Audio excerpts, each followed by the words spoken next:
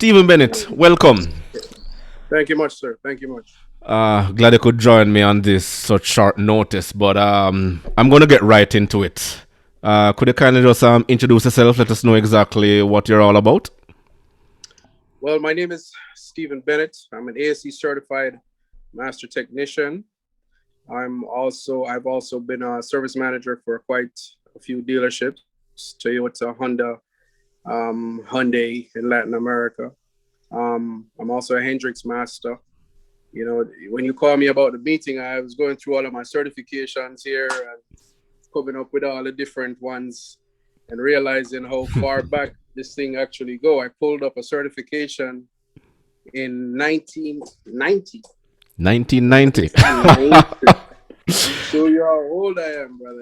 1990. 1990. I was still in high school, and I am 46. Exactly. So you say you're a little boy for me. Call me sir. But for better understanding, tell us what ASC is. Automotive Service of Excellence. Basically, it's the golden standard. See this one here? I don't know if you can see the date on that. Okay, yeah, 1990, yeah. October 25th, yeah, 1990, yeah. Yes. Long time ago. But it's Automotive Service Excellence. What it is a gold standard by which technicians are judged in the United States. So you know what level of your game you really are. You have basically like entry level technicians, and then it moves all the way up to a master, and then from a master you have an additional test you can take, which is called an L1. Once you're L1 certified, basically that means that you're well-rounded. You can work on basically anything: trucks, buses, cars, diesel, gas engines. You kind of have the full gamut underneath your belt. Okay. It's similar to what we have here in Canada called a Red Seal certification. Red Seal certification, exactly. Yes. Exactly. So 1990 till now, tell us a little about your adventures.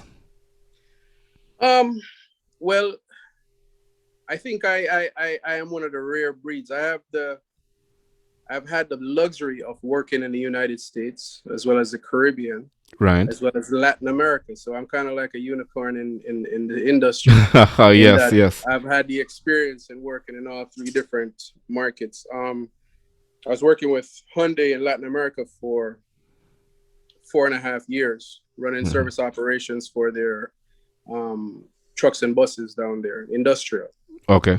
You know, right. And that project gave me a whole different insight on this industry, you know? Mm-hmm. Yeah, it opened my eyes to a lot of things. Culturally, how much your culture really affects how you interact with people and you know, how to navigate this industry. I've seen, you know, the things I've experienced in the Caribbean, I've never experienced in Latin America, and what I've experienced in Latin America, I never experienced anywhere else. So. Okay, so there are no similarities. That's what you're saying? Zero. I think culturally, there's a lot of things that affect how the automotive industry functions. Right? Like in particular in the Caribbean,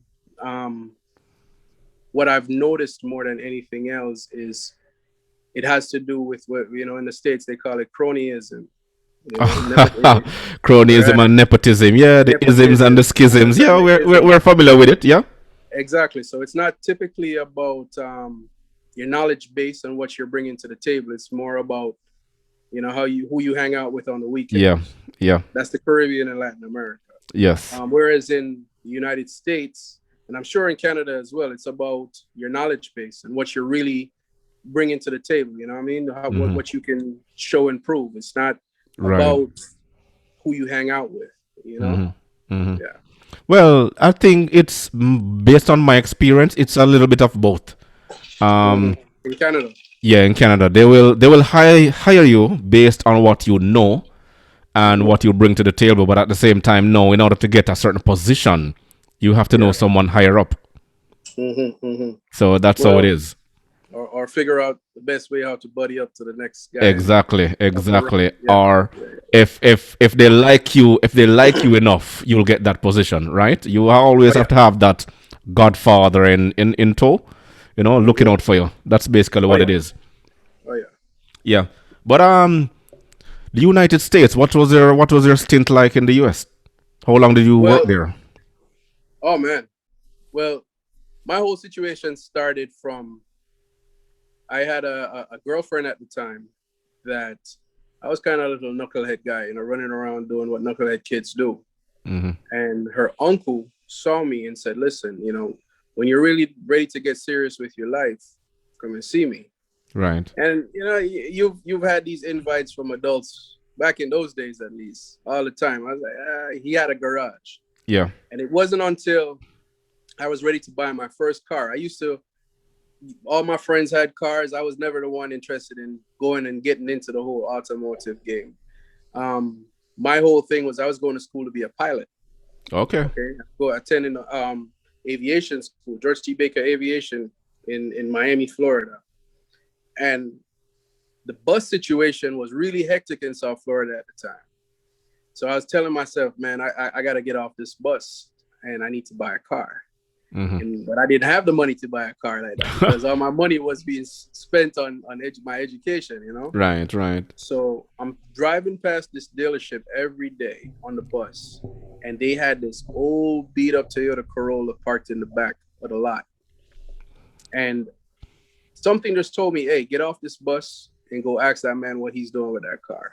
And I got off the bus. I went in the lot. I found out who the owner was. I said, listen, you have that old beat up Toyota Corolla. It was a 1981 Toyota Corolla, Yeah. 1.8, Yeah. sitting in the back of the lot. They had Those were everything. those were the AE 71s. I remember the model numbers. Right, the Yeah. box car. Yeah. Everybody The turned him box, into yeah, about the Crazy box Rich. Corolla. Yeah. Yeah. So I went back there and I asked him, what you doing with that car? He said, well, the engine is blown. Car is no good. That's why it's just sitting there. And we don't want to spend any money on the engine. I said, all right, how much you want for the body? He said, well, give me $250 and you have to tow it out of here. Yeah. I said, all right. I didn't even have the $250. You understand? I told him, I said, I have $200. I had just gotten paid on the Friday. Hmm. And I gave him the $200 and I actually walked home from the dealership that day from where the car was located. Right. Following paycheck, I went back and I paid him the $50. And I Hmm. asked a friend of mine to come with me and tie a rope, the Yeah. pull Title. along thing. And we tugged that car out of there, pumped up the tires, and we tugged the car out of there. And I tugged it to where I was living at the time. And the car was sitting there for about 2 months. And my girlfriend kind of retracted. My girlfriend at the time, she said, hey, I have an uncle, Clem. I call this man dad to this day. This man has done more for me in my entire life than my own biological father. It's crazy. Right. Right. Yeah. This is the man that really put me on the path to where I am right now. Hmm. Anyway, I went to him. She told me, hey, go talk to Uncle Clem, see if he'll help you to get it together, get this car together. And I went over there. He was a master technician for Toyota at the time. Hmm. And when I went to him, he said, yeah, I'll help you get it together, but you're going to do all the work. I Smart said, yeah, man. but I don't know nothing about this. He said, yeah, you'll figure it out. Get the car over here. I have old engine sitting in the back. You'll figure it out. Get the Yeah. car over here. And I towed the car over there, and one of his son assisted me. And that was the beginning for me. I just never left the trade. Actually, like I told you, I was going to aviation school because I wanted to Yeah. be a pilot. Right. And it got to the point in my life where I was spending so much time at the garage, I needed to make a choice. Yeah. Do I continue with aviation or this automotive thing? Right. But the automotive thing at the time, I didn't see it as any money. I just knew that it was something I liked doing. Yeah. You It understand? starts. It It was a normally passion. starts with a passion. Yeah. Exactly. We love doing it. The fast cars, everything, the little money I was making at my other job, I was spending it on this car, putting on headers with the downpipe, the backdraft kits and the whole of that. And it got to the point where I had to make a decision, Hmm. school or this automotive game. Automotive. Yeah.